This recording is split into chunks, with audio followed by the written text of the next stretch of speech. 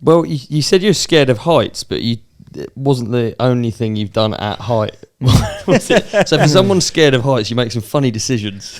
Yeah, but like I feel like you can just lie to yourself and then you're gonna do it. Like a lot of the time I just like, if it's something scary, like even like going into my mountain bike video, first mountain bike video was like first big one, and again, like hats off to Red Bull again for believing in me and just like giving us budget to do out of season, because I didn't really have much of a portfolio on mountain biking. I just went into those woods and lied to myself. I'll jump off that roof. I'll do that. Build me this and we'll do all this. And like, I'm looking at that with BMX eyes on me, not like the mountain bike eyes. Like the bike is so much bigger. I'd never even flipped a mountain bike or whipped a mountain bike or anything really. So how did the mountain bike thing come about then? We'll get to the hot air balloon in a minute, but mountain bikes, were they ever a part of riding when you were younger? No, just BMX, like for me, through and through. But it wasn't until I bought that house that I was talking about that was in Old Kilpatrick, so it was a village over. But I didn't drive, I didn't have a car or anything, so I'd ride my hardtail along the cycle path to the skate park and ride my BMX. But there was trails if I went over the hill to the skate park, so you could do it two ways. So sometimes I'd ride over the hill to make it more fun, but I'd be pinging off routes and wee trails, and I was like, this is actually so sick, and I got right into it. And then from there I was like, I wonder what I could do with a proper mountain bike. And then I got a proper mountain bike. Mate, it's actually a movie. Yeah, it's completely insane. You rode a mountain bike because it was how you got to the skate park to ride your BMX. Mm-hmm. It's completely ridiculous. I didn't, if I'm honest, I didn't realise that like the story was quite this insane. Yeah. So then you got a mountain bike and you started riding the more interesting way to the skate park, and you realised that there was a lot more crossover. Yeah. What things were similar and what things were different? Well, for me, it was like a breath of fresh air, to be honest. It was like learning it all over again. You know, BMX is super fun, but it was like that was like learning how to like just even do stupid stuff like a lot of 180 on the ground. That was super hard. Like the bike's totally different. Yeah. And even learning the bike with suspension and everything and how it works. What was your first mountain bike then? You say it's a hardtail, I had a YT. The first mountain bike. Yeah, it was an Arco. Okay, I don't know what it was. Yeah, but it was shockingly bad. And then after that, I got a YT Capra, which was like the first proper mountain bike. Yeah, and then after that, it was Specialized for the whole way through and through. But yeah, so yeah, it was like a breath of fresh air. And then I got more into it, so I'd start going to like other trails and stuff like that. And for me, it was brilliant because riding my BMX in the cities, you're waiting on traffic or security is telling you to get down off that roof or don't grind that rail. But when I'm on a mountain bike, I'm like wall riding up trees, I'm hitting walls, I'm like bouncing off tree roots, gapping here into there, and I'm not waiting on traffic, and no one's telling me what I can and can't do, and I'm listening to the birds and stuff tweet. So it's like, but it's just like a total different version of that. I'm still getting the same buzz as what I would in a BMX, but it's like street riding but in the woods, pretty much. That's what it feels like. And then from there I was just like hooked on it, and then both bikes just started riding more and more.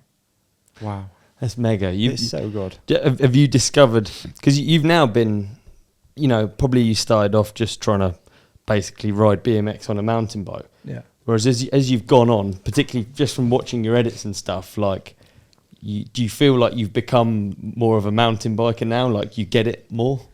Yeah. For it in its kind of the definition of mountain biking. Do you feel like you like enjoy like a Transmadeira, for instance? You rode there, didn't you? Yeah. Mm-hmm. Yeah. Yeah, I love all aspects of it. Yeah, and I do. And like I say, it's so new to me. I feel like I'm reliving my whole career again. Like, because I've been riding BMX for like 22 years. So, and mountain biking only probably like the last 5 years, probably. So it's been really, yeah. So it's like I feel like I'm reliving it all again, and it's just like I almost wish I'd done it sooner, but then I don't, because it came at the right time. Yeah, and I just enjoy, even to this day. Like I still ride both bikes, obviously, but.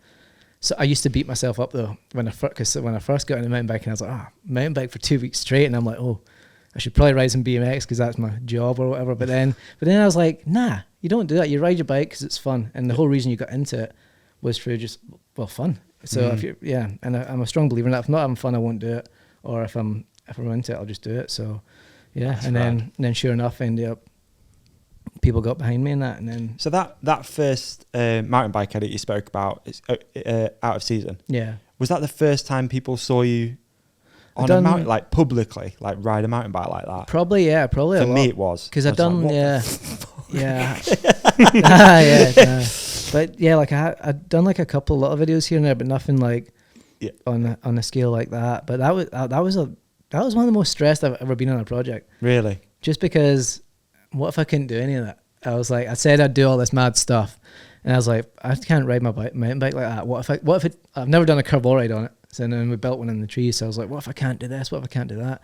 But yeah, I remember day one, I was like, we've spent a lot of money on this, and a lot of people are here.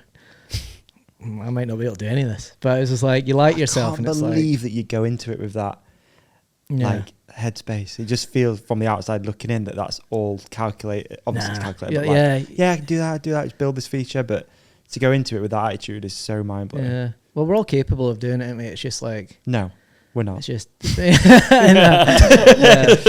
Thanks for saying it, David. When people watch videos, your edits like this, I don't think probably that comes across, that stress of actually the magnitude of it, of how many people are actually there on site when you're filming. Let's say Kaleidoscope maybe was one of the bigger ones because it was this Ridley Scott cinema team. Yeah, true. How many people are there for each take that you fail? Just to put into context for people like listening. And wow, on that one probably about, no joke, probably 30 people, 25 to 30 people. Right. Standing around. Watching you do your trick. Yeah. So when the front drops on the manual, it's 30 people it affects. Yeah. Yeah, and they're probably looking at me like, this guy's shit. Okay, now if you're thinking, whatever, it's fine. Think about how you feel when you stall your car at the light. Yeah. Right? True, yeah. You stall your car at the lights and you're like, how much it panics you. Because like I've not worked on any projects near as big as that, but like the stress, when you talk to someone about it, it's like, you can't get it across, I imagine. Yeah. I mean, for what you're doing is insane, the pressure. How do you handle that?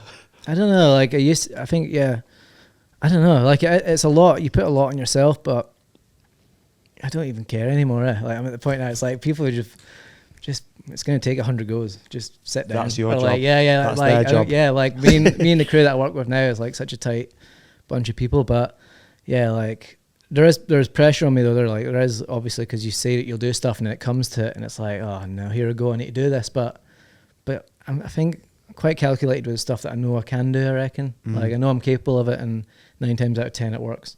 But it's just visualize it as well. Like I visualize everything over and over and over in my head, and I even visualize high-fiving lads and that, and I'll shout down, I'll see you in a minute, I'll highlight, or like and it's just it's honestly you just need to visualize it and then you'll turn it into reality. And that's what I have done with everything I've done.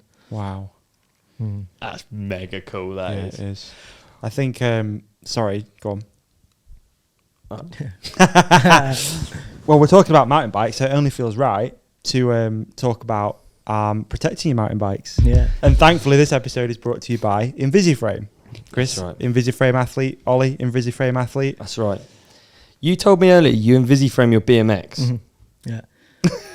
I didn't expect that. That's incredible. Yeah, well, true, yeah. But it's like something over the years that you're forever bashing your top tubes off stuff, or even scuffing it with your foot doing tail whips and stuff, or tables, your knees are hitting it. So it's always getting scuffed up. Yeah. So why not put it on my BMX? Yeah, it's kind of the best bike in a way, isn't it? Yeah.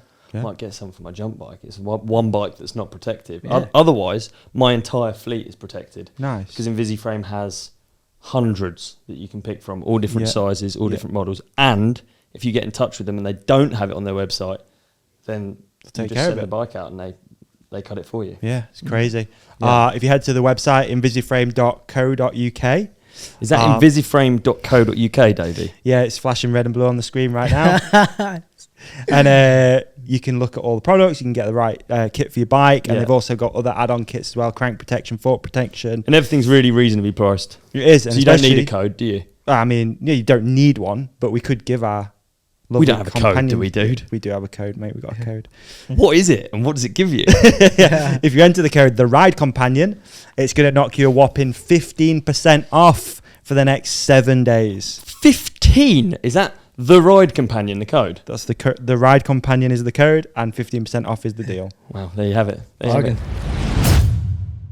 Okay.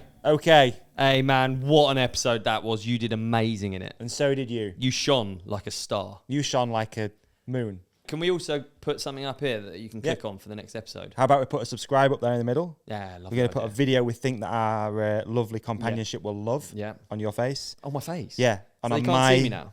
Gone. And on my face, another video that we think people will love. And thank you for watching. Thank you for listening. Please hit like and subscribe. You guys are the best. Peace and love.